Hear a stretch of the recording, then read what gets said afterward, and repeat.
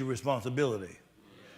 The issue is not where you are, is whether you're faithful there. Are you promotable? So God put the man, told him, right? First in Genesis 1:28, go ahead and work it down there. Somebody got it going on down there. And it says, and God blessed them, and God said unto them, look, 4 things. Be fruitful, 1. Multiply, 2. Fill the earth. Yeah, right? Subdue it. And have dominion over the fish of the sea. So 4 things that he gave them to do. Guess what? He had authority of the whole earth. Now watch this. Now you got to get this. One man was given global responsibility for the whole planet. Come on. And God said, be fruitful, multiply, replenish the earth, subdue it. 4 things he gave him. She wasn't even made yet, but God was speaking prophetically, and God blessed them. So the women this is Mother's Day, so the women that's in all that kind of female babble, they're listening to the wrong conversation. I'm just as important as a man. I'm just as good as a man. I can do everything a man can do. That ain't the issue, daughter. You buying into something, of course. If you don't know you're as good as a man, you don't know who made you. The same God that said, let us make man, said it's not good that man should be alone. But I'm going to make a helpmate suitable for him. In other words, she wasn't, in today's economy, the women think, I just got to have a man. I just got to have a husband. That doesn't go with created order. In the created order of what I just quoted, it wasn't a woman that had to have a man. It was a man that had to have a woman.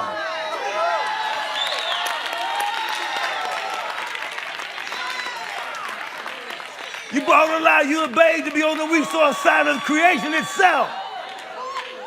So, the same God said, let us make man. He said it's not good that man should be alone, so he made a woman. So guess what? The same God made both of them. Therefore, they have the same value. But listen, but different assignments. Okay? Your assignment does not determine your value.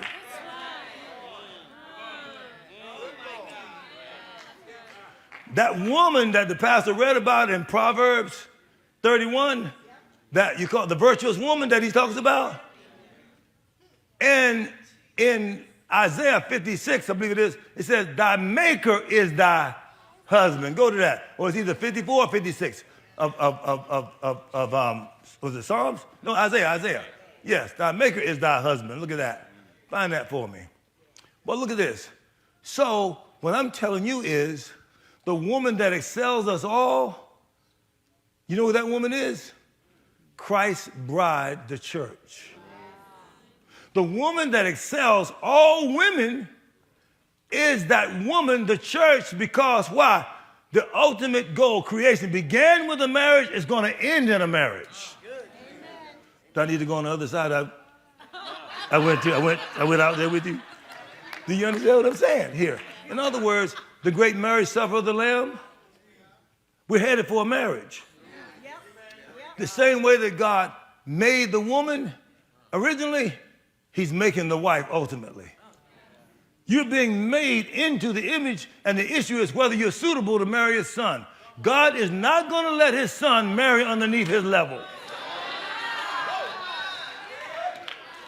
Just like Adam came from dirt, the woman came from Adam. She was perfectly suitable for him. She was the opposite, but she was suitable. You learn who you are in your disagreements, not your agreements. She's not thinking like you, you would be the same. She's thinking different than you. She disagrees with you. She knows what shape your shirt's in, your underwear is in. She knows what your favorite suit is, what shoes you wear most of the time. And yet you don't even know when she likes to go to the hairdresser, what kind of fingernail polish she likes, what's the shape of her feet, when the last time she had a pedicure. And you say, I don't understand. I just don't understand my wife. No, it's not that you don't understand your wife. You don't pay attention to your wife. You don't understand anything you don't pay attention to, knucklehead.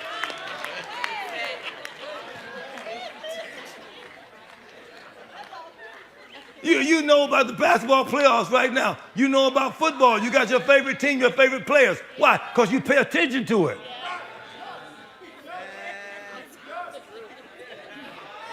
Give that woman some new house shoes. She don't wear out them things sitting on the back of them. Them high heel shoes that she's wearing, she done wore down little thin heels on them jeans. Go to the store. You got to go to Tyson's Corner over here because this city still, they don't get it yet. Go over there and get that woman some Christian Louis Vuitton red bottoms. Get the woman some red bottoms. It's in here. And then when you want to soft her out so she can be comfortable, get her some Jimmy Choos. Oh, what was that? I know, because you're in love with yourself. You don't know what stuff was good for women when you blow the woman's mind. How can you win the world and you haven't won one woman right there beside you? You know how many missionaries are in countries? You know how many people need to be saved, and that woman's sitting right there beside you.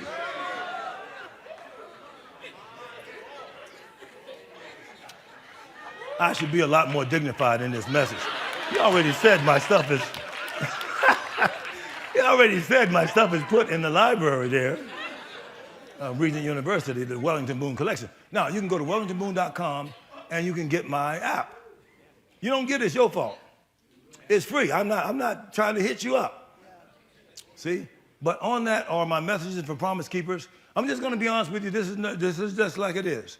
I spoke in more stadium events in Promise Keepers than anybody, and potentially have been before more people in white America, men, than anybody.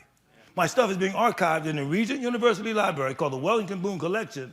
Now look, whether I like it or not, I'm ghetto and gutter. I'm BMO. I went to Smallwood Street Elementary School. I went to Lamell Junior High School. My wife went to so I'm BMO, where you see mo and do mo. Right? But you better be more careful who you mess with. So I'm ghetto and gutter. So I wasn't thinking about my work's been in no library. Pat Robertson saw that, said, I want to archive all your works, or everything you've written, everything you've spoken, every video you've done.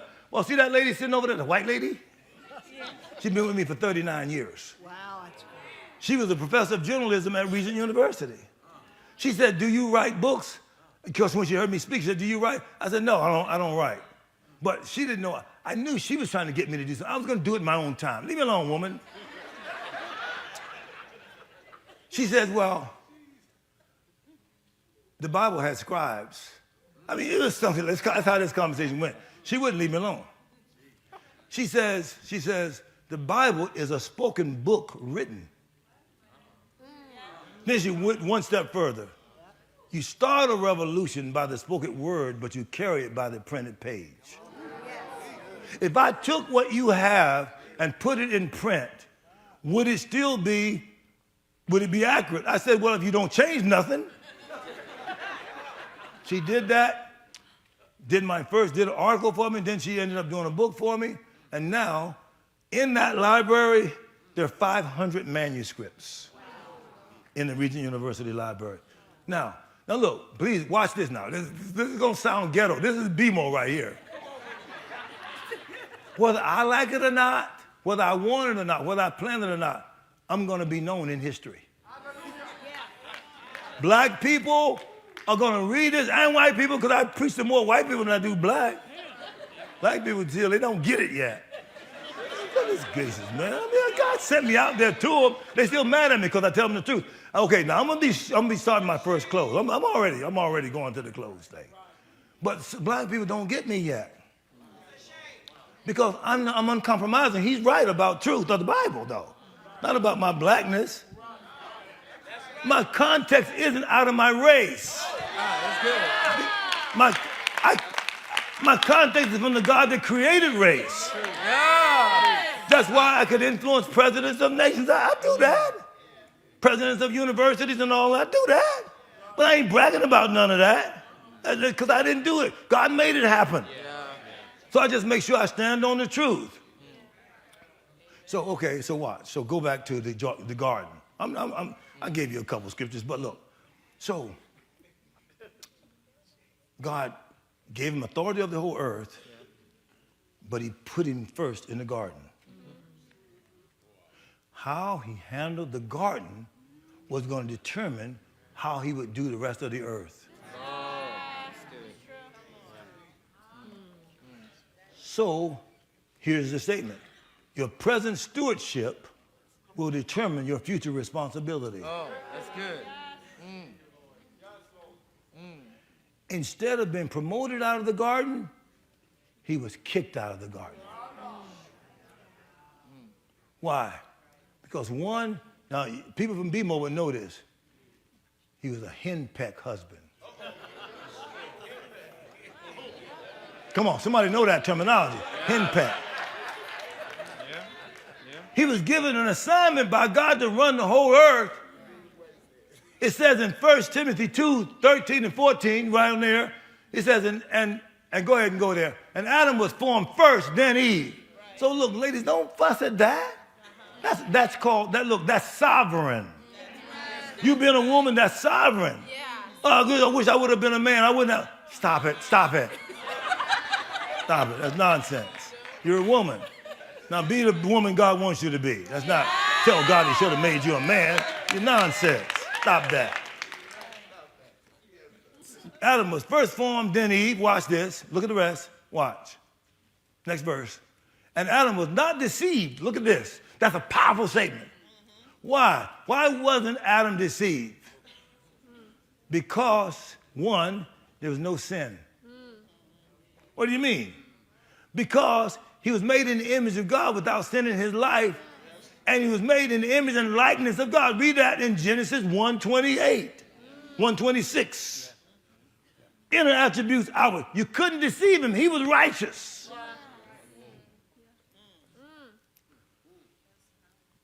Let us make man in our image as our likeness. Let them have what? Dominion. And then he gives them dominion. Watch this level of dominion. Come on. That's leadership. So leadership. So Christians, for what the pastor was saying earlier, for you not to run. He was a mayor. For you not to run for governor or not to become president of a major corporation or you not to create a company that would expand, for you not to be global in your thinking, you don't understand created order. Yeah, look at that. Have dominion over the fish of the sea, over the birds of the air, over the cattle, over all the earth, and over every creeping thing that creeps on the earth. Look at the authority. Look at the jurisdictional authority God had given to man. As a being, not just a human being, as a being in the image of God, he could run everything in the water. Come on, don't shout me down now. Until he disobeyed God, with Genesis 2:13 and 14, until he disobeyed God, he couldn't die. Yeah, that's true. Yeah. There's no death. If you eat off this tree, you shall what? Die. So there's no death in him. So he could have gone down in the water and stayed for days. Oh, yeah. He didn't need air the way we think of it today. Because why? He's made like God. He's made like God. Then he was given authority over everything that flies. Well, what if a bird flew away 5 miles? How can I exercise my authority if I can't see the bird? Nope. He couldn't fly outside of my jurisdiction. If he flew over there, either I can see that far or I can go that far, or I carry a presence over there. Come on, don't shout me down now.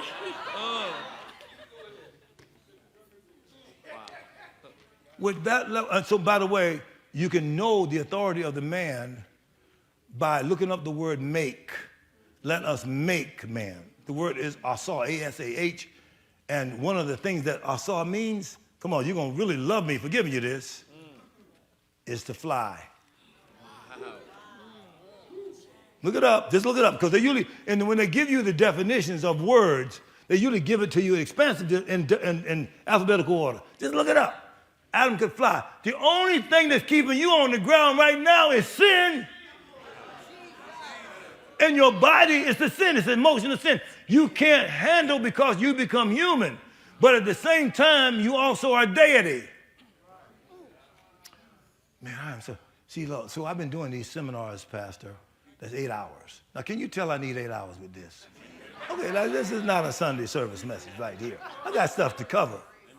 But do you understand what I'm talking about here? Yes. In other words, man, he could fly. He could not be deceived. He could defeat everything. That serpent, that disembodied archangel, he was kicked out of heaven without the favor or backing of God, in the company of a man made in the image of God without sin in his life. It was no real match. Adam should have thumped that sucker. That's ghetto, kind of came out, slipped out. Wife is gone now. I can say like some of those words. Don't worry, I don't curse. I don't do that. I think that's nonsense. He should have thumped him right away. Why? Number one, he was talking to the man's woman. Come on. He ain't letting no strange dude talk to you. He was deceived. He knew that serpent was out of place, out of alignment. He had authority over all creeping things. He let the serpent talk to his woman. He didn't do nothing about it. So that's what I'm saying. His first sin was the sin of omission. See, what many Christians don't know today is you're in just as much trouble with God for things you don't do that you know you should do as the things you do. Oh, God gave me that word. I know I should have. Shut up. Don't say it. You know that God gave you the word and you haven't done it. You're talking about, oh, yeah, this is a confirmation nonsense. You